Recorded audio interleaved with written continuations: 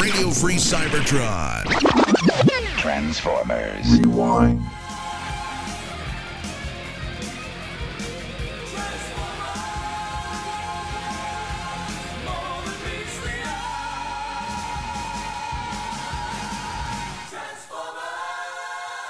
Alright, so for Halloween we're doing Autobot Spike, the Transformers Frankenstein story. Should I use my new size, my power to help the world like Optimus Prime does? No! Why should I? I'm not like Prime. I'm a monster!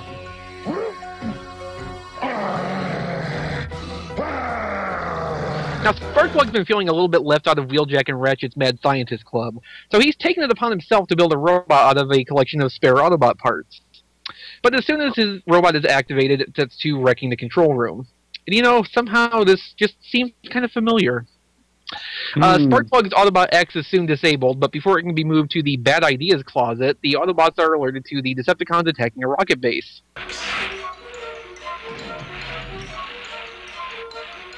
Another Autobot? Even if it works, who needs it? Hey, look! Dad did it! Autobot X is alive! You see, Wheeljack? You're not the only mad scientist around here. Maybe I can do something to improve on your model, Sparkplug. You'd better do it fast, Wheeljack. Look. Hey, it's not supposed to do that. Everything of value at the rocket base is accidentally destroyed during the battle, and to cover the Decepticons' retreat, Megatron fires on Bumblebee, who happens to be carrying Spike at that moment. Spike is critically injured by the attack, but hey, at least Bumblebee will make a full recovery. Spike's doctors say that the operations needed to save Spike will likely prove fatal unless Spike's mind could be held elsewhere for a while. If only there was some suitable robot body conveniently going unused at the moment. Oh, wait a minute.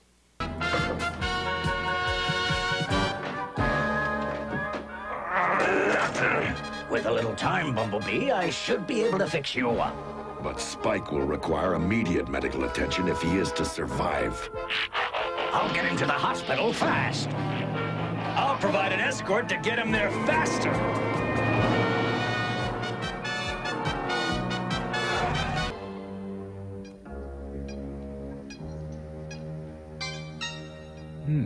If only there were a way of separating Spike's mind from his body while we work.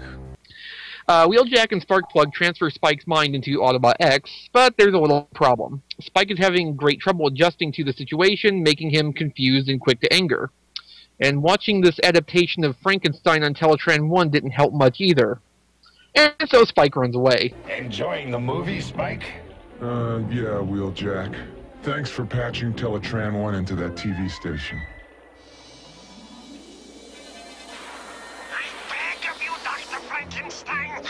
Do not go through with this unholy experiment. This creation of yours, made from mismatching parts and an evil brain, is a monster who will destroy us all. Nonsense. He will be grateful for the giant, powerful body I've given him.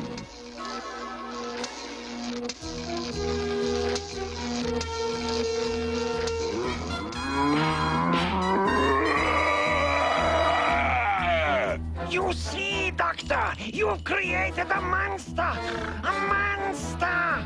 No!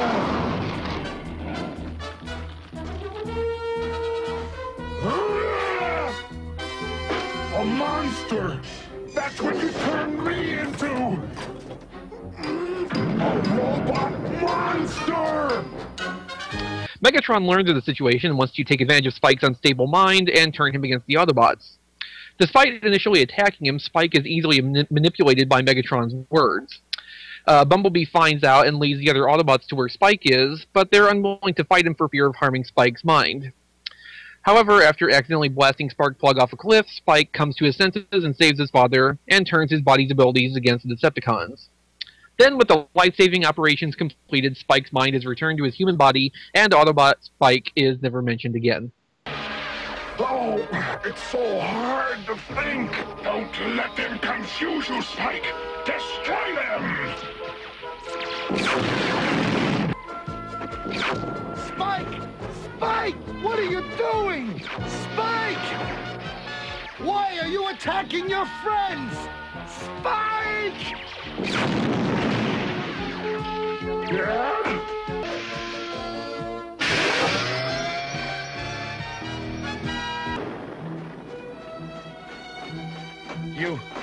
You saved my life, son. Thanks.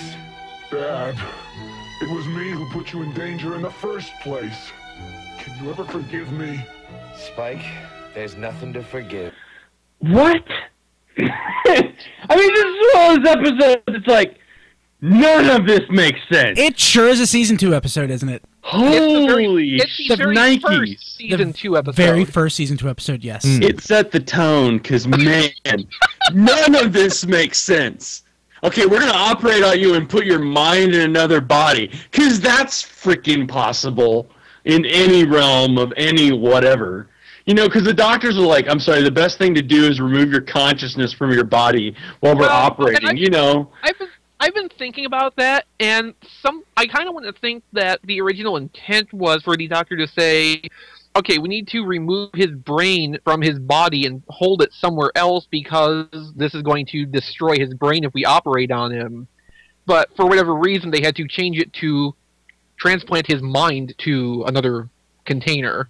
That doesn't make any sense either. It's convenient. Except it kind of fits in with the whole Frankenstein thing, though. It does, and I get that. But, okay, but see, then there's this part where for some reason Spike can be manipulated. Like, his mind's in there, but it's not. It would be... And then it's the rehash of the Dinobot episodes. It's just... It would be more convenient or more true to the Frankenstein story if, like, you know, if Spike was torn into pieces and then reassembled, like, with the robot, instead of just being instead of just being like, you know, the body is there and it has a brain transferred to it. I mean, here we are. But then here we are years later, and we're just like ripping a guy up and putting him inside a robot body. So, you know, whatever. I like that. I mean, that would be much better. Well, guys, would that be more like RoboCop instead of Frankenstein? Yes, it was the '80s. So this episode came out in 1985, so it would be like right around the same time. It would be perfect. Perfect. Wasn't RoboCop 87? Right around the same time. It's closer than like 1933. Good argument, Brian. You win that one. So my favorite. So like I said, it's 1985. This came out like 10 months after Heavy Metal War. Something like that. So Optimus had to make a point to remind the viewers who all the Autobots were. So when they rolled out, you know, Optimus like, you know, Huffer, Gears, you know, Ironhide, transform and roll out. And you can look at some of these guys on the show. Yeah, it was. And the thing is, this is like the beginning of Megatron's really dumb ideas. It's like his master plan in this episode was to use Spike to destroy the Autobots. That's like getting my uncle with the transplanted like liver to like try to destroy me. I mean, he's frail and weak and helpless. I think you can take it, Brian. I don't know. Those are fighting words, buddy. I'm like, you know, just with the rejection alone. I mean, he's like, here, I'm taking away your steroids. You're going to die. You know. Well, yeah, but it will take him several hours to die. Whereas, you know, he could kill you in a matter of minutes. I just don't get it. I just do not get it. But this episode is creepy as hell. Yeah, it is really creepy. I mean, no matter how you slice it, like this is just it's a creep fest for sure. Cause it's like Spike in a weird body, and then he's acting strange and doesn't really have control of himself. And actually, my uncle doesn't either, but it's his bowels he has no control over. Right, that's different, but also scary. It is. So the way Spike reacts to like the episode of Frankenstein when he's just sitting there watching TV, it's eerily reminiscent of like sick days from school as a kid, especially like when I had a fever and like the world was like, you know, passing like really slow and things didn't make sense, and I was just sitting there and watching TV and getting confused. I call that life. Yeah. I don't know what. So I don't know. It just I can sort of connect with Spike a little bit, but I didn't have that moment. It's like I could be like Optimus Prime. I could save lives. No, screw it. I'm going to kill everybody. That's what I'm going to do. I just don't get it. It's definitely season 2, and it's like the first season 2 episode, and it just honestly, for the most part, it goes downhill. If you can believe it. Well, yeah. Yeah. I mean, there's some winners out there that like. I mean, you know, even this is not like a favorite episode at all. It's no child's play, that's for sure. But, well, I mean, what is? Yeah, I know. But I mean, this episode, I wonder if people like now watching the DVDs who like don't remember this, watch the season 1 DVD and then they get to this. I wonder if they notice any sort of, I don't know, decline in quality. Not that season 1 is like by any stretch a masterpiece, but the narrative quality of the episodes just plummets from season 1 to season 2. Now what is a masterpiece is season 3. Oh god. Season 3 is fantastic. Awful. Season 3 is amazing. Yeah, season 3 has higher highs and lower lows. Amazingly awful. I can't say it's got lower lows than season 2, but it's got some really low lows. Dude, Rob, the hands down worst episode ever of Transformers is in season 3. No. Yeah. So, Rob, now that I've stolen your one observation on this episode, what do you have to think about this? That is an excellent question. Well, mainly, you know, as usual, the Autobots are stupid. I mean, Wheeljack, Yeah. thanks for setting the TV up for me, Wheeljack. Sure, here's the one thing on the entire television that might relate to your condition and might make you go berserk. Here, have fun. I'm going away. Well, you know, Wheeljack is an engineer. He's not a psychologist. Yeah. Yeah. Yeah, I guess so. And, you know, he couldn't even make Dinobots work right the first try. So Yeah. Or second. Was Short Circuit out by this point? I mean, that might have been a better choice than Frankenstein. Short Circuit. Get the rights to Wow. it, like the actual movie, clips of the actual movie. That would be awesome. That would be awesome. Yeah, they show the live action. Yeah. clips Or of the ba- movie. or battery- it would have been Animated just show. like watching. It would have been like watching Muppet Babies. Yeah, exactly. Or batteries not included. They could have gone that route. Yeah. Oh God, Jessica Tandy. Yeah, that would drive anybody nuts. God. Sorry, I can't. Jessica Tandy in a evening gown. Not that I'm the one to do it, but I really can't give you any like deep insights into this episode. There's really nothing. There isn't any. There's nothing deep to the episode. Yeah, like what are you going to dive into? Let's sink our teeth into. Oh wait, no. It's a rehash. That's really all there is. I think the thing that really stands out to me, though, is that how leading all the dialogue is. I mean, not just, you know, both with the Doctor and with Frankenstein on the TV later. You know, the Doctor. If only there were some insane ass method of getting someone's brain out of their body so that we could, you know, do this surgery, and then, you know, with the Frankenstein thing, almost reading off a checklist of what is going through Spike's mind just so he can go nuts and smash things up. It's just, you know, they are leading the audience by the nose. I think they must have figured there are 2-year-olds watching. Even as a kid, I can never understand how they transferred the mind of Spike into anything else. Brian, that's easy. Wheeljack built a machine to do it. I know, but I'm just saying. I mean, I can understand. I could some crazy way understand them maybe copying it, you know, in some sort of incomprehensible future way. But it's kind of like a transporter in Star Trek. Basically, you kill the one thing to recreate it someplace else.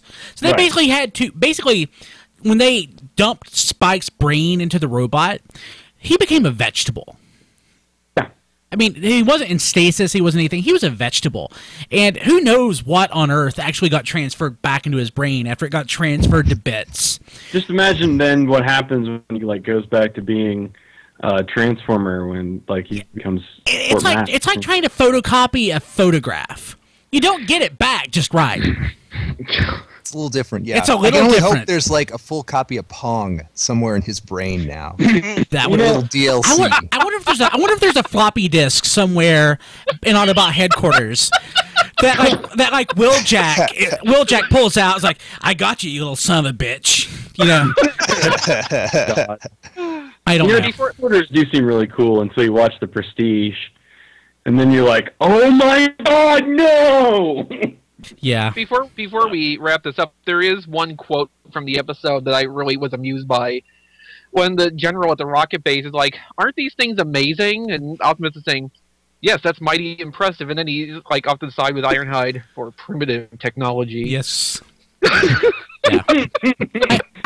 great, kids. I think we can agree that this is the best episode of Transformers ever. Yeah, I think. Yeah, that's what I got from this conversation. Yeah, sure. That's